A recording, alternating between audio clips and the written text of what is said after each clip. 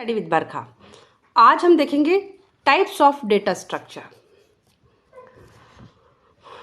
जैसा हमने previous video में देखा है, डेटा स्ट्रक्चर क्या होता है, what is data and what is data structure. अब जो कंपाउंड डेटा स्ट्रक्चर हमने देखे थे उसको हम एक्सप्लेन करेंगे।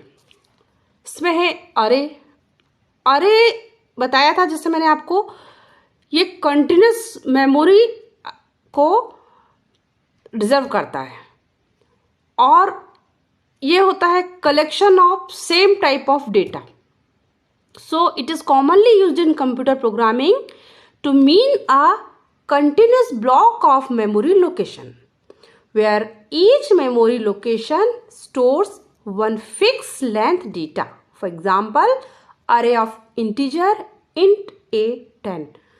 यहाँ पर 10 इंटीजर 1 by 1 सीक्वेंस में मेमोरी को रिजर्व करके रखी हैं और हर इंटीजर का साइज फिक्स होता है, मतलब हर एलिमेंट का साइज फिक्स है और वो कंटिन्यूसली मेमोरी को रिजर्व करके रखी है। दूसरा स्ट्रक्चर है हमारा स्टैक। ये स्ट्रक्चर ऐसा होता है, इसमें हम डेटा को इंसर्ट करते हैं एक एंड से। जैसे कि आपको ये फिगर दिख रहा है, ये स्टैक है। इसमें हम ये जो डेटा एलिमेंट कहेंगे इसको, तो हम 1 by 1 लिनियरली डेटा को हम स्टोर कर रहे हैं। लेकिन जब हमको रिमूव करना होगा तो जो हमने लास्ट में जो डेटा जो एलिमेंट स्टोर किया उसको हम फर्स्ट रिमूव करेंगे। तो उसका जो डेटा स्ट्रक्चर इस तरह से होता है कि last in first out. So it is a data structure in which items can be inserted only from one end and can get items back from the same end. Therefore, the last item inserted into stack is the first item to be taken out from the stack.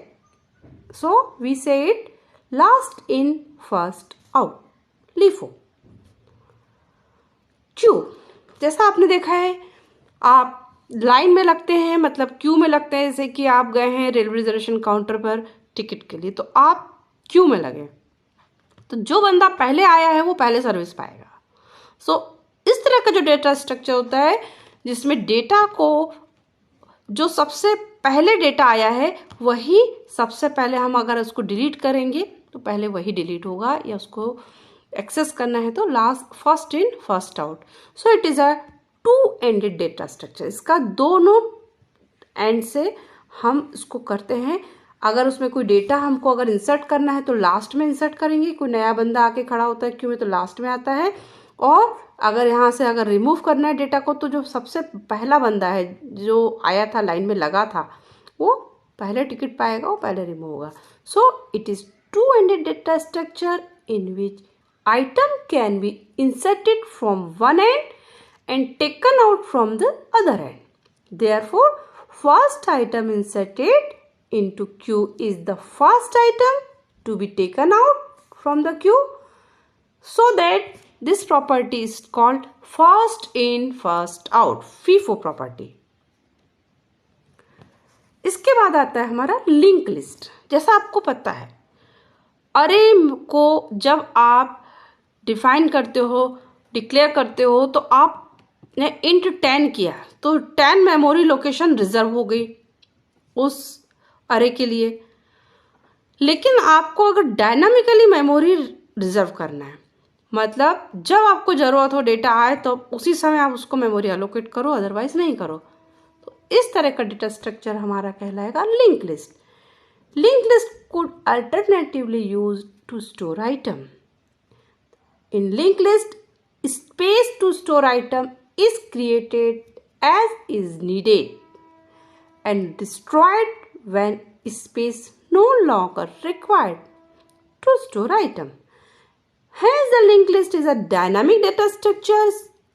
Space acquire only when needed. अच्छा, दूसरी बात यह है कि जैसा आपके पास एक item था, डेटा आइटम, अब आपको दूसरा डेटा को स्टोर करना है, तो होता क्या है, हमारा इसमें हम एक स्ट्रक्चर बनाते हैं और स्ट्रक्चर, जैसा आपने सी पढ़ा स्ट्रक्चर बनाना, उसमें एक डेटा आइटम लेते हैं और एक पॉइंटर लेते हैं जो उस स्ट्रक्चर को पॉइंट करता है। तो इसमें एड्रेस होता है इसी तरह के दूसरे स्ट्रक्चर का। तो इस एड्रेस से हम दूसरे डेटा को लिंक कर देते हैं, फिर इसके एड्रेस से तीसरे डेटा को लिंक कर देते हैं।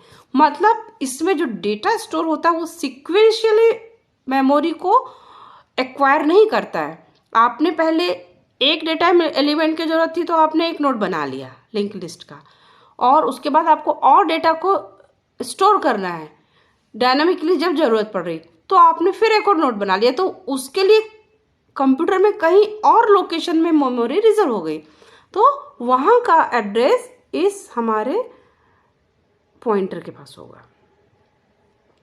इसको हम आगे और एक्सप्लेन करेंगे।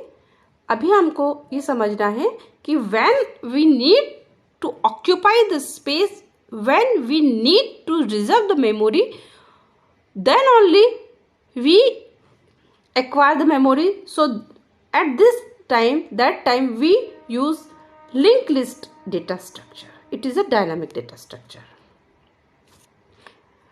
इसमें भी हम सीक्वेंस में ही ट्रेवर्स करते हैं। अगर हमें लास्ट एलिमेंट में जाना है तो हम, अगर हमें 62 या 14 को हमको एक्सेस करना है तो हम सीक्वेंस में 17, 23, 55 सीक्वेंस में ही जाएंगे और सीक्वेंस में ही हमको एड्रेस मिलेगा, तब जाके हम जो जिस डॉट को हमको एक्सेस करना वहाँ पर हम पहुँच पाएंगे। So it is also a sequential access. इसके बाद आता है हमारा tree. So it is non linear, stack, queue, link list and array, this is linear data structure. अब ट्री और ग्राफ हमारा है नॉन लीनियर। जैसा ट्री का स्ट्रक्चर होता है उसी प्रकार से हमारा स्ट्रक्चर यहाँ बनता है। So it is non linear data structure in which we mainly use to represent data containing a hierarchical relationship between element. जब हमारे डेटा एलिमेंट के बीच में जो रिलेशनशिप है वो हायरार्चिकल होती है तब हम ट्री का यूज करते हैं। पेरेंट चाइल्ड रिलेशनशिप जब डेटा के बीच में होती है तब हम ये स्ट्रक्चर यूज करते हैं। इसका एक इसमें और अगर हम देखते हैं तो बाइनरी ट्री में जाएंगे। Binary tree is a tree such that every node has at least 2 child and each node is labelled as either left child और राइट चाइल्ड। एक एलिमेंट हुआ, उसके 2 चाइल्ड हुए, पेरेंट चाइल्ड रिलेशनशिप, तो only 2 child जब रहते हैं तो हम कहते हैं binary tree. Here it can not contain more than 2 child. We'll explain it later on. ये हो गया हमारा जनरल ट्री। ये एक रूट नोड है, यहाँ एक डेटा है, उसके 3 चाइल्ड हो गए। अब ये चाइल्ड के और ये चाइल्ड हो गए। लास्ट नोड को हम लीफ नोड बोलेंगे, टॉप नोड को हम रूट नोड बोलेंगे। अब ये बीच वाले जो पेरेंट लिखा है ये रूट वाले नोड के चाइल्ड हैं और इसके चाइल्ड और नीचे वाले लीफ नोड है। बाइनरी रिलेशनशिप में this is parent, these 2 are child and this is parent and these 2 are also child for this one. Graph. Graph is a set of item connected by edges. यहाँ पर हम जो data element को हम different मतलब जिन जिन element data के बीच में, जिस डेटा एलिमेंट के बीच में जो भी कनेक्शन है उसको हमें ग्राफ के थ्रू समझते हैं और कनेक्ट करते हैं।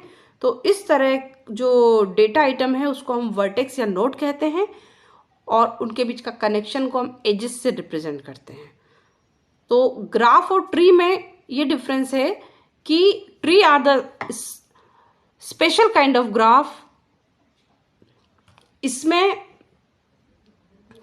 अभी हम देखेंगे ओपन और क्लोज ग्राफ। तो ओपन होता है ट्री, ओपन ग्राफ कहलाता है। Graph are usually represented by G equal to V और ई। ग्राफ जी हुआ, जी मीन्स ग्राफ, और ये कलेक्शन होता है वर्टेक्स और एजेस का कलेक्शन है, इसलिए हम उसको इस तरह से रिप्रेजेंट करते हैं। वी क्या है? Set of vertices, E is the set of edges. Graph सभी लोग जानते हैं, अब टाइप ऑफ ग्राफ देख लीजिए, ये हो गया अनडायरेक्टेड ग्राफ, ये नोड है, डेटा आइटम है, और डेटा जिस डेटा आइटम के बीच में, जैसे ये डेटा आइटम के बीच में कनेक्शन हो, जहाँ कनेक्शन है वहाँ हम एजेस लगाएंगे, जहाँ नहीं है वहाँ नहीं लगाएंगे। तो अनडायरेक्टेड ग्राफ मतलब यहाँ पर आप ट्रेवर्स करना है तो कहीं से भी किसी पर भी जा सकते हैं जहाँ जहाँ आपको कनेक्शन मिल रहा है। So a graph whose edges are unordered pair of vertices, there is each edge connected to vertices, हर एज दो वर्टाइसेस से कनेक्टेड है। In an unordered graph direction is not important, if the path is available it can be traverse in any direction. आप कहीं से कहीं पर भी ट्रेवर्स कर सकते हो जहां आपको पाथ मिलता है। लेकिन ऑर्डर्ड पेयर में, डायरेक्टेड ग्राफ में ऐसा नहीं होता। आपके पास ये नोड्स हैं और एजेस हैं। अब आप एक नोड से दूसरी नोड में तभी ट्रेवर्स कर पाओगे, यहां से आप तभी ट्रेवर्स कर पाओगे जब यहां से आपको पाथ मिलेगा, डायरेक्टेड एजेस मिलेगी एरो वाली। आप यहां से यहां जा सकते हो, लेकिन दिस पॉइंट से दिस पॉइंट में आप नहीं जा सकते हो। जहां आपको एरो डायरेक्शन दे रहा है वहीं पर आप ट्रेवर्स कर सकते हैं, नहीं तो नहीं कर सकते हैं। वेटेड ग्राफ में एजेस के साथ आपको कुछ वेट भी मिलता है। आगे उसका एक्सप्लेनेशन देखेंगे। अब हम इनका कहाँ कहाँ कौन सा डेटा स्ट्रक्चर को हम यूज़ करें। डिफरेंट टाइप के डेटा स्ट्रक्चर तो देख लिए, लेकिन कहाँ यूज़ करें, कौन सा स्ट्रक्चर। तो हमारे सामने जो रिक्वायरमेंट है कस्टमर की, यूज़र की या सॉफ्टवेयर डेवलपमेंट की, तो हम अपने प्रॉब्लम को पहले एनालाइज करते हैं और फिर डिटरमाइन करते हैं कि कौन सा डेटा स्ट्रक्चर हमारे लिए इफ़िशिएंट हमको रिजल्ट देगा, आउटकम देगा। कौन सा डेटा स्ट्रक्चर की हमें रिक्वायरमेंट है, हमारे जो रिक्वायरमेंट है उस रिक्वायरमेंट में जो डेटास के बीच में किस तरह का रिलेशन है, पेरेंट चाइल्ड रिलेशनशिप है, हायरार्चिकल है, डायरेक्टेड ग्राफ है, किस तरह का प्रॉब्लम है, वेटेड ग्राफ का है, मतलब किस तरह का आपका प्रॉब्लम है, उसी के अकॉर्डिंग हम डेटा स्ट्रक्चर चूज करते हैं ताकि हम इफिशिएंटली उसको हम आउटकम दे सकें, आउटपुट दे सकें। और जो हमारे बेसिक ऑपरेशन है वो परफॉर्म करना है तो यूज़र की रिक्वायरमेंट में किस तरह के ऑपरेशन वो परफॉर्म करना चाहता है, उसके लिए बेस्ट सुटेबल डेटा स्ट्रक्चर कौन सा है, तो हम अपनी प्रॉब्लम को एनालाइज करते हैं, उसी के अकॉर्डिंग हम डेटा स्ट्रक्चर को चूज करते हैं। आगे की वीडियोस के लिए बने रहिए, सब्सक्राइब कीजिए। Thank you for watching.